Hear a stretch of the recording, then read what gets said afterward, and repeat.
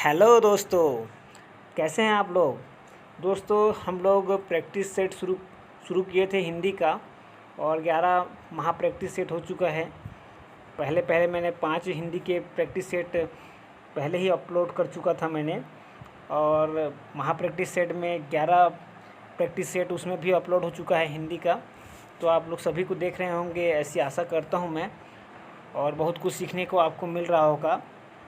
दोस्तों ये जो पेपर है हरियाणा के एक अच्छे पेपर में आया हुआ था, है ना। ये जो प्रश्न हैं और अच्छे लेवल के प्रश्न हैं, तो मैं यही कहूँगा दोस्तों कि अगर आप किसी भी, है ना, जिसमें हिंदी आता है ना, आप किसी भी राज्य से अगर पेपर दिला रहे हैं, अगर जिसमें हिंदी आता है तो उसके लिए यह महत्वपूर्ण है, ठीक है। क्योंकि एक दूसरे का पूरा रिपीट करते रहते हैं सब पेपर्स का, है ना। कभी एमपीपीएससी का हमारे सीजीपीएससी में रिपीट हो जाता है हिंदी का प्रश्न, है ना, तो कभी और कहीं से रिपीट हो जाता है। उसी प्रकार से संपरीक्षक वगैरह में भी रिपीट होते हैं प्रश्न। तो इसीलिए हम लोग प्रैक्टिस कर रहे हैं, तो बहुत फ़ायदा हमको मिलने वाला है, ठीक है। चलिए और ज़्यादा बात ना करते हुए मैं आपको बता दूं कि इसमें सिर्फ आपको 25 प्रश्न दिए हुए थे, है ना, और अच्छे अच्छे प्रश्न हैं, आपको सॉल्व करने में मज़ा आएगा। वैसे चलिए शुरू करते हैं प्रैक्टिस सेट को। और पहला प्रश्न है दोस्तों, सही वर्तनी का चयन कीजिए। तो ये परीक्षा जो शब्द है, देखिए आसान शब्द है लेकिन पूछा हुआ है, ठीक है। तो याद रखिएगा परीक्षा कैसे लिखते हैं, इसको बार बार लिखा हुआ देखा है हमने, इसलिए हमारे लिए आसान है, ठीक है दोस्तों। अच्छा, शुद्ध शब्द क्या है पूछा है दूसरे वाले में, तो संपूर्ण लिखा है। देखिए इसको कई बच्चे राइट मार के आते हैं ऐसा, जो कि बिल्कुल गलत है। मैंने आपको बताया था कि रा कहाँ पर लगता है, रा की मात्रा जैसे बोलते हैं हम लोग संपूर्ण, है ना, पूर्ण। तो अना के पहले रा आ रहा है ना, अना के पहले रा शब्द का उच्चारण हो रहा है, तो अना पर ही क्या लगेगा, मात्रा लगेगी। यह बात मैं पहले भी बता चुका हूँ। और इस प्रकार से दोस्तों आपका बी ऑप्शन बिल्कुल सही है, बी ऑप्शन सही है और आप समझ चुके होंगे। चलिए अगले प्रश्न पर चलते हैं। शुद्ध शब्द क्या है, तो तीनों में से देखना है, मतलब चारों ऑप्शन से देखना है कि कौन सा सही है। और 3 प्रश्न देखिए दोस्तों कि शुद्ध वर्तनी से आए हैं, तो शुद्ध वर्तनी वाला भी बहुत महत्वपूर्ण प्रश्न होता है ना। इस पर भी मेहनत कीजिएगा आप लोग। तो कवित्री लिखना आप लोगों को आता होगा, मैं पिछले बार, है ना, पिछले प्रैक्टिस सेट में भी बता चुका हूँ आपको। जो है दोस्तों कवित्री जो है एक ही समान लिखा जाता है। वा में कभी भी जो है ना, क्या नहीं रहता है, मात्रा नहीं रहती है। कवित्री जैसे कि इसमें भी देखिए वा में मात्रा दे दिया गया है, तो ऐसा नहीं रहता है। जो है या में छोटी ई की मात्रा रहती है ना। कवयित्री ऐसा लिखा जाता है, और ए ऑप्शन आपका बिल्कुल सही है। चलिए अगले प्रश्न पर अगर चले हम लोग, तो निरुत्तर शब्द का शुद्ध संधि विच्छेद हमको करना है। निरुत्तर शब्द का शुद्ध संधि विच्छेद, तो दोस्तों आपको सीधे सीधे पता होगा कि निधन उत्तर होता है। और इस प्रकार से अगर हम लोग देखें ऑप्शन, तो देखिए दोस्तों डी ऑप्शन बिल्कुल सही है। यहाँ पर बी ऑप्शन को आप लोग देखिए, उत्तर शब्द ही गलत लिखा हुआ है ना, उत्तर शब्द ही गलत लिखा हुआ है, नहीं तो वही सही हो जाता, है ना। और वैसे तो डबल ऑप्शन वैसा देगा नहीं। तो मैं ये बताना चाह रहा था कि शब्दों पर भी ध्यान रखिएगा, थोड़ा सा जल्दबाजी मत कीजिएगा। अगर उत्तर को अगर आप सही तरीके से जल्दी से, है ना, देखकर अगर लगा देंगे, है ना, सही तरीके से नहीं देखेंगे तो गलत हो जाएगा, ठीक है दोस्तों। तो उत्तर शब्द वहाँ पर गलत लिखा हुआ है, उत्तर में डबल ता रहता है, आपको पता होगा, ठीक है दोस्तों। चलिए आगे चलते हैं।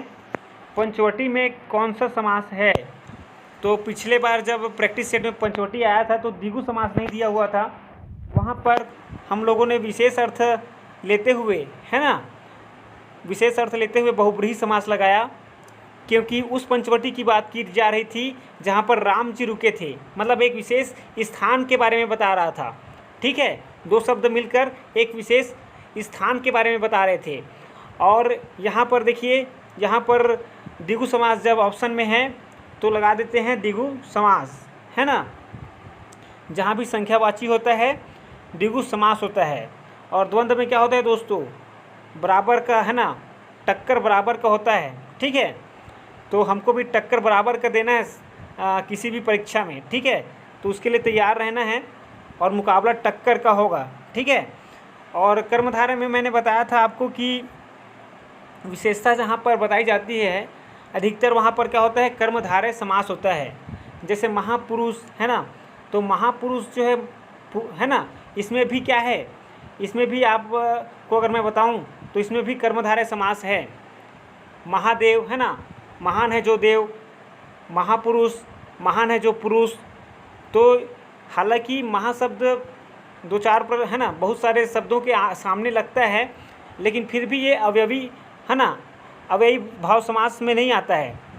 इस बात को आप लोग याद रखिएगा, ठीक है। कर्मधारय समास में आता है। और समझाने का सिर्फ एक ही उद्देश्य होता है कि आपको बहुत दिनों तक याद रहे, ठीक है दोस्तों। चलिए, चारु शब्द की शुद्ध भावात्मक संज्ञा है। तो चारु शब्द से हमको भावात्मक संज्ञा बनाना है, और अगर मैं बनाऊं तो चारुता होता है दोस्तों। क्या होता है, चारुता होता है। सी ऑप्शन बिल्कुल सही है।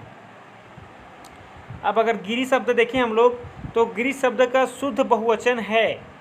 तो कौन सा शुद्ध बहुवचन है, बहुत ही कमाल का प्रश्न है, और जो पढ़ा होगा वही बना पाएगा। मैं तो सीधी बात अगर आपको बोलूं तो जो पढ़ा होगा वही बना पाएगा दोस्तों, है ना। ऐसा प्रश्न जब दे देता है तो पढ़े लिखे लोग ही बना पाते हैं, है ना। इसीलिए प्रैक्टिस करना बहुत ज़रूरी है।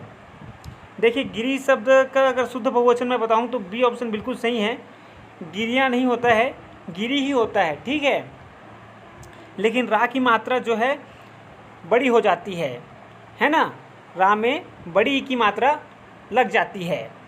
तो चलिए आगे चलते हैं। बृहत विशेषण का शुद्ध उत्तमावस्था है। तो तीन अवस्थाएं होती हैं, आपको पता है ना। एक तो आपका सामान्य अवस्था होता है, दूसरा उत्तरावस्था होता है, और तीसरा जो है उत्तमावस्था होता है। तो उत्तमा अवस्था पूछा है आपको। और देखिए दोस्तों, बृहत से बनता है बृहत्तर और बृहत्तम, है ना। तो बृहत्तम जो है उत्तमावस्था है। तो सी ऑप्शन बिल्कुल सही है। देखिए, ये बी ऑप्शन भी उसी टाइप का दिख रहा है, लेकिन इसमें आधा ता का लोप कर दिया गया है, इस कारण से गलत हो गया है, ठीक है। तो आधा ता भी लगा रहना चाहिए, इसको ध्यान रखिएगा। अच्छा, 8 प्रश्न हम लोगों ने सॉल्व कर लिए हैं। घनिष्ठ की शुद्ध उत्तरावस्था है। तो घनिष्ठ की घनिष्ठतर होता है दोस्तों, है ना। घनिष्ठतर उत्तरावस्था पूछा है ना, उत्तमा अवस्था नहीं पूछा है। तो इसलिए क्या हो जाएगा, घनिष्ठतर। तो देखिए, विशेषण से कैसे प्रश्न बन जाते हैं, ऐसे प्रश्न भी बन जाते हैं विशेषण से। देखिए, अगला प्रश्न भी विशेषण से ही बना हुआ है। इतिहास शब्द का शुद्ध विशेषण है। मतलब इतिहास शब्द से कौन सा विशेषण बनेगा, ठीक है। तो कौन सा विशेषण बनेगा दोस्तों, इतिहासक, ऐतिहासिक की ऐतिहासिक, है ना। तो अगर मैं आपको बताऊं दोस्तों तो डी ऑप्शन बिल्कुल सही है। यह एक ऐतिहासिक घटना है, ऐसा बोला जाता है। मतलब घटना की विशेषता क्या है, ऐतिहासिक घटना है ना। कैसा है, ऐतिहासिक है। तो विशेषण, शुद्ध विशेषण क्या बन गया, ऐतिहासिक, ठीक है। और 10 का सॉल्व हो चुका है, 10 का डी। और आगे देखते हैं दोस्तों, नवनीत शब्द का सही अर्थ है। तो समानार्थी शब्द से पूछा गया प्रश्न आ गया। और अगर नवनीत की मैं बात करूं दोस्तों तो सीधे बताता हूं आपको, मक्खन होता है ना, मक्खन होता है, याद रखिएगा।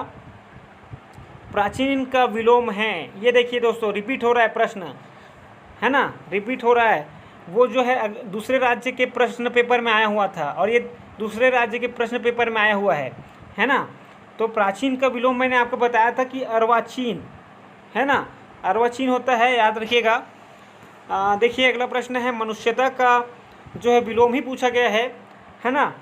तो अगर देखिए विपरीतार्थक लिखा है, इसका मतलब ये नहीं है कि विलोम नहीं पूछा है। इस बात को आप लोग समझ जाएंगे, मुझको ऐसा, है ना, ऐसी आशा है। और मनुष्यता का आपको विलोम ही पूछा गया है, तो अमनुष्यता बिल्कुल सही है दोस्तों, है ना। अमनुष्यता कभी कभी बर्बरता भी सही लगता है, लेकिन ये जो है सभ्य का बर्बर होता है ना। जो सभ्य व्यक्ति है उसका होता है बर्बर, तो सभ्यता का बर्बरता होगा, मनुष्यता का बर्बरता नहीं होगा। ठीक है, चलते हैं अगले प्रश्न पर। 13 प्रश्न हम लोगों ने सॉल्व कर लिए हैं। जिसका जन्म ना हो उसी को तो अजन्मा कहते हैं दोस्तों। ये ऑप्शन बिल्कुल सही है, मैं लगा देता हूँ आपके लिए टिक। और जिसका जन्म ना हो तो उसको अजन्मा कहते हैं। और अजर, है ना, अजर जो है, जो कभी बूढ़ा नहीं होता, उसको क्या कहते हैं? अजर कहते हैं। ठीक है, जो कभी बूढ़ा नहीं होता उसको बोलते हैं अजर। और अनादि, जिसका कभी आदि नहीं होता उसको क्या बोलते हैं? अनादि। तो ये सब भी याद रखिएगा, महत्वपूर्ण बातें हैं और आ सकता है आगे के पेपर में। ठीक है दोस्तों, तो रिक्त स्थान भरिए, यदि चादर के बाहर खाली स्थान पसारोगे तो पछताओगे। तो ये आपके लोकोक्ति से प्रश्न आ गया। तो यदि चादर के बाहर पैर शब्द का प्रयोग किया जाता है ना, पैर पसारोगे तो पछताओगे। बोलते हैं ना दोस्तों कि जितना चादर उतना ही पैर पसारना चाहिए। तो 15 प्रश्न आपके सॉल्व हो चुके हैं। चलिए आगे चलते हैं। 25 ही प्रश्न हैं आज और बहुत महत्वपूर्ण प्रश्न हैं। प्रैक्टिस हो रही है हमारी ज़बरदस्त। और अगला प्रश्न जो है विराम चिन्ह से है। वाक्य में उचित विराम चिन्ह लगाएं। उसने एमए बीएड पास किया है। देखिए एमए भी लिखा है, बीएड भी लिखा है, इसके बीच में ना तो कोई चिन्ह है, ना तो इसमें जो है लाघव जो चिन्ह लगता है वो लगा है। तो इस प्रकार से ये गलत लिखा हुआ है। और अगर सही लिखे दोस्तों हम लोग तो जो है पहला ऑप्शन तो गलत है। दूसरा ऑप्शन देखते हैं। हाँ, दूसरा ऑप्शन बिल्कुल सही है। एम के बाद भी लाघव चिन्ह लगेगा, है ना, ए के बाद भी लगेगा और बीच में अल्पविराम है। बढ़िया है, बिल्कुल सही है। 16 का बी। कौन सा वाक्य शुद्ध है? तो वह कितना सुंदर दृश्य है। दोस्तों इसमें जो है कौन सा चिन्ह लगा दिया है? प्रश्नवाचक, जो कि बिल्कुल गलत हो गया है। ठीक है, और इस वाले में देखिए दूसरे वाले में अल्प जो है अर्धविराम लगाया हुआ है ना, अर्धविराम बोलते हैं इसको, अल्पविराम नहीं बोलते हैं। तो ये भी गलत है, क्योंकि वहाँ के साथ तो कौन सा आना चाहिए? वहाँ के साथ आता है आपका आश्चर्य सूचक, है ना, आश्चर्य सूचक चिन्ह आता है। और या विस्मय, उसी को क्या बोलते हैं? विस्मय आदि बोधक चिन्ह बोलते हैं। तो लास्ट वाले में भी वही चिन्ह दिखाई दे रहा है। और कितना सुंदर दृश्य है, तो यहाँ क्वेश्चन नहीं पूछ रहा है, यहाँ पर है ना वो विस्मय हो रहा है उसको, है ना, कि वह कितना सुंदर दृश्य है। तो डी ऑप्शन बिल्कुल सही है, 17 का डी। 18वां जो प्रश्न है वो भी वाक्य शुद्धि से है। और देखते हैं, वाक्य शुद्धि से भी प्रश्न बनते हैं दोस्तों, है ना। इस प्रकार के प्रश्न भी आप लोग बिल्कुल तैयार रखिएगा अपना। जितने भी आगे पेपर होंगे सब में काम आएंगे। बस पेपर होने शुरू हो जाएं तो लगातार पेपर होंगे, क्योंकि बहुत सारे पद अभी रिक्त हैं। चलिए चलते हैं। कौन सा वाक्य शुद्ध है? तो रामचरितमानस एक धार्मिक ग्रंथ है। रामचरितमानस एक धार्मिक ग्रंथ है। देखिए सभी में रामचरितमानस ही लिखा है, लेकिन अलग अलग करके लिखा हुआ है और इस प्रकार से गलत हो गया है ना। रामचरितमानस एक साथ लिखा जाता है। और इसमें देखिए बढ़िया चिन्ह लगा है, अवतरण चिन्ह जिसको कहते हैं। उस चिन्ह के बगैर भी अगर आपको दे दे तब भी गलत हो जाएगा। ठीक है, तो 18 का जो है ए ऑप्शन बिल्कुल सही है, 18 का ए। कौन सा वाक्य शुद्ध लिखा गया है? तो दोस्तों कौन सा वाक्य शुद्ध लिखा गया है? क्या तुम दिल्ली जा रहे हो? इसमें तो विस्मयादि बोधक चिन्ह लगा दिया है। क्या तुम दिल्ली जा रहे हो, इसमें प्रश्नवाचक चिन्ह है दोस्तों, है ना। तो यही बिल्कुल सही है, बी बिल्कुल सही है। लास्ट वाले में भी प्रश्नवाचक चिन्ह है, लेकिन उसके बाद अवतरण चिन्ह लगा दिया है, जो कि गलत कर दिया है, उसकी कोई ज़रूरत नहीं है। चलिए आगे चलते हैं, और ज़्यादा प्रश्न नहीं बाकी हैं हमारे पास, बहुत कम प्रश्न अब बाकी हैं।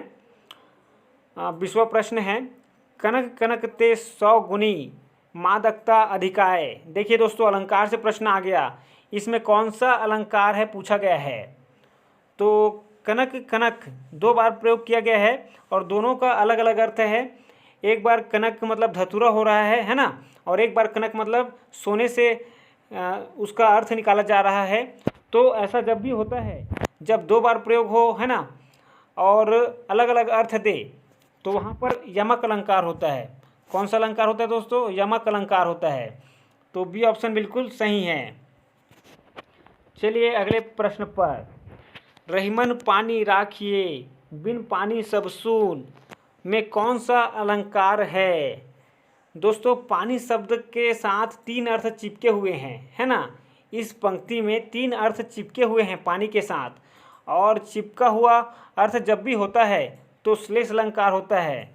श्लेष का अर्थ ही है चिपका हुआ। ठीक है दोस्तों, तो 21 का आपका ए ऑप्शन बिल्कुल सही है।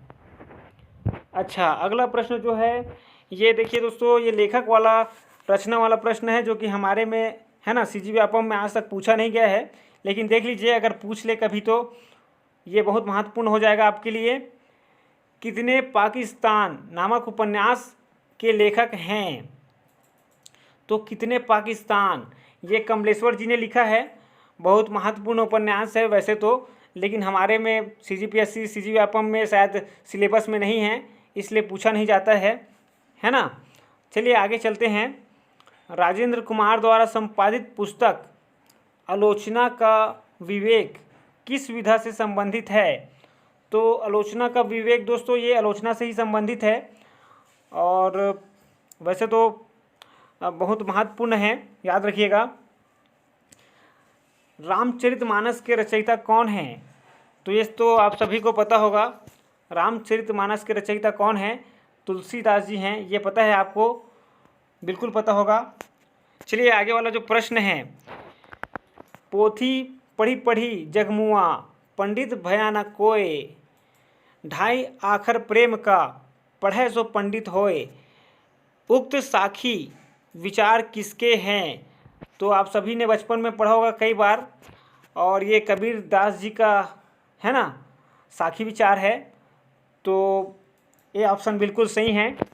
इस प्रकार से हम लोगों ने 25 प्रश्न देखे, और आज का प्रैक्टिस सेट समाप्त होता है दोस्तों, है ना। अगर हमारे चैनल पर आप लोग नए होंगे तो हमारे चैनल को सब्सक्राइब कर लीजिएगा, और पूरा वीडियो देखने के लिए बहुत बहुत धन्यवाद।